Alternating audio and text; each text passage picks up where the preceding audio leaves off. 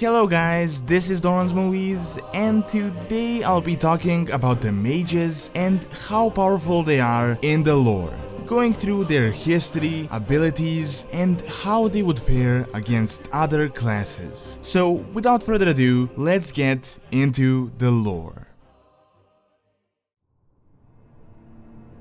The forces of order and disorder govern the cosmic systems in the physical universe. The closest to the actual manifestation of this order is arcane magic. Arcane magic is innately volatile and it requires great precision and concentration in order to channel it safely. Nevertheless, it has been used across various planets and is arguably the energy that shaped Azeroth the most. The main source of this magic was the Well of Eternity, the actual blood of the World Titan, and the destruction of it reshaped the entire planet. The well itself really created the first mortal mages, and from them this practice spread to all others. One of the first mage races were the Dark Trolls that evolved into Night Elves, and from them directly the High Elves were created. From the High Elves, knowledge of arcane was passed down to the humans, who later passed it down to the other races of the Alliance. The humans, with the help of the Elves, most notably created Dalaran, which has been a hub for all magic users for thousands of years. Dalaran, together with Silvermoon, was responsible almost entirely for the spread as well as the evolution and the understanding of magic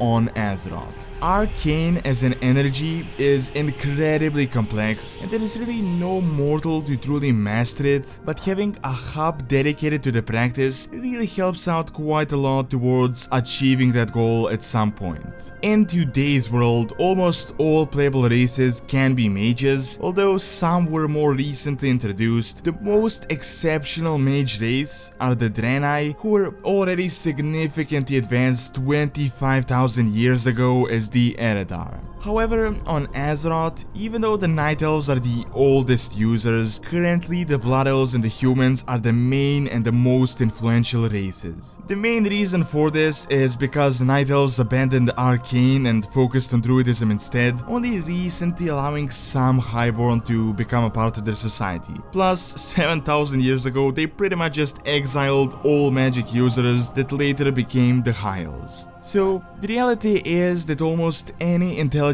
race can practice this art, but it always requires extremely hard work and dedication. Arcane itself is very much volatile and hard to control, but the mortal races have managed to organize it, most importantly by dividing it into loosely 8 schools. These schools categorize the magic based on what it can do and what purpose it serves. In most cases, mages focus on mastering one, but schools can be combined together in order to create formidable spells, utilizing multiple sources of power.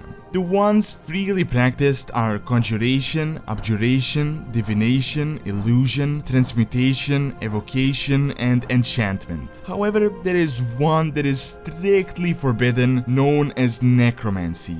This school is extremely powerful and in a way is an art in itself, with the practitioners being called necromancers. Aside from just a categorization into schools, there are also 4 important rules of the arcane, commonly known as the laws of arcane magic.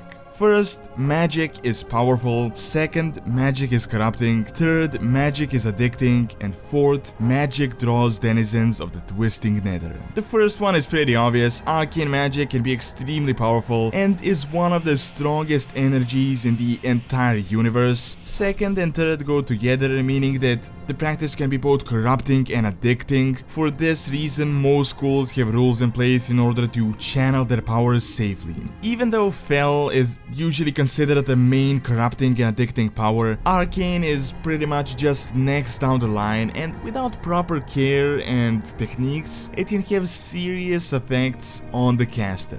Lastly, there is the 4th law about drawing in the denizens of the twisting nether. This was a huge problem, as practicing arcane jeopardized the safety of the entire world, and for this reason the Guardian was created in order to combat any incoming demonic threats. So, with the basics of the arcane and how it works, let's get into the abilities and what mages can do.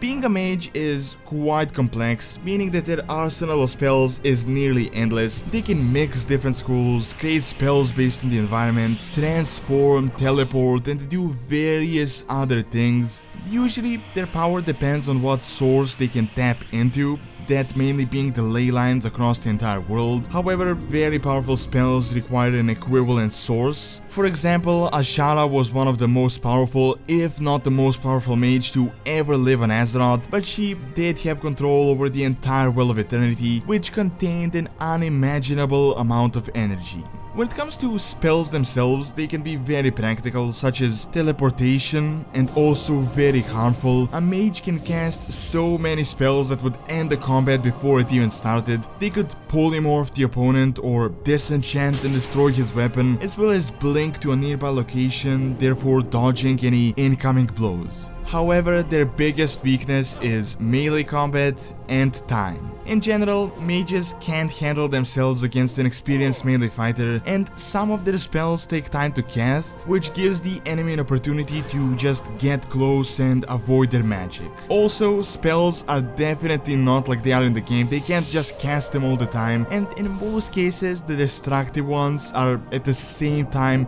very dangerous and unpredictable. It is entirely possible that a mage could hurt himself or even his allies while attempting to cast some grand powerful spell. Although this is very dependent on the experience and the expertise of the said caster, and it is really what separates great mages from the average ones. So, with all of these countless abilities, how would mages fare in combat against other classes? With melee, it is pretty simple, but also heavily dependent on various factors. Mages definitely have the superior firepower and could just turn their opponent into dust, but that doesn't mean that they can just win every time, as that opponent could stab them in the back, dodge their spell, or in the case of a hunter, shoot them with a rifle before they can even see the rifle. But just based on the chances, mages definitely have much higher destructive potential.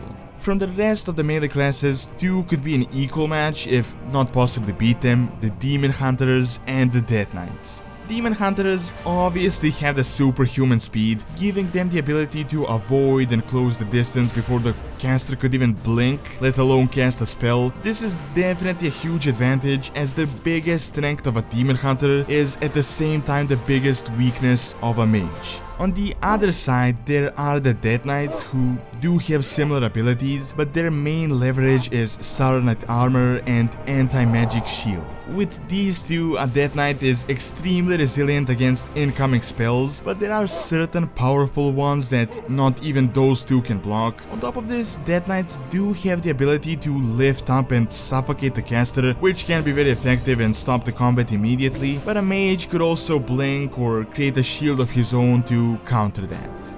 In the case of light-wielding classes, the Paladins and the Priests, they would definitely be a decent match for the mages. Light is very strong, although if you're looking at just the destructive capabilities, the Arcane would definitely come out on top. Light shields would certainly help and healing, but they can't stop every spell, plus mages can also create barriers of their own. On average, I would say a mage, destruction-wise, is more powerful than a Paladin or a Priest.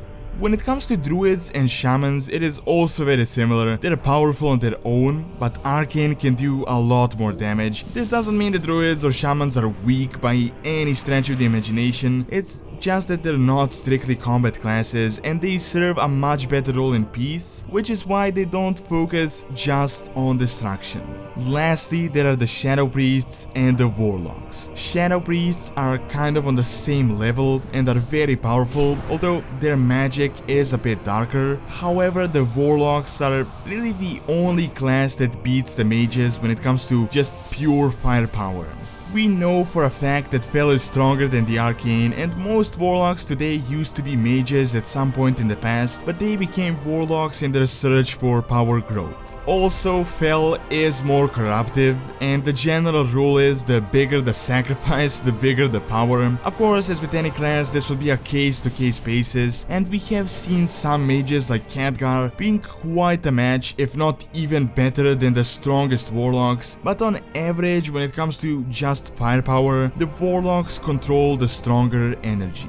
So in conclusion, when it comes to power ranking, I would say the mages are high, not the highest of the high, but one of the strongest available classes. The reason for this is because they control very powerful magic and have the ability to do so many different things, which makes them extremely practical as well as destructive. Mages are one of the most versatile and most powerful classes that played and still play a very significant role on the world of Azeroth.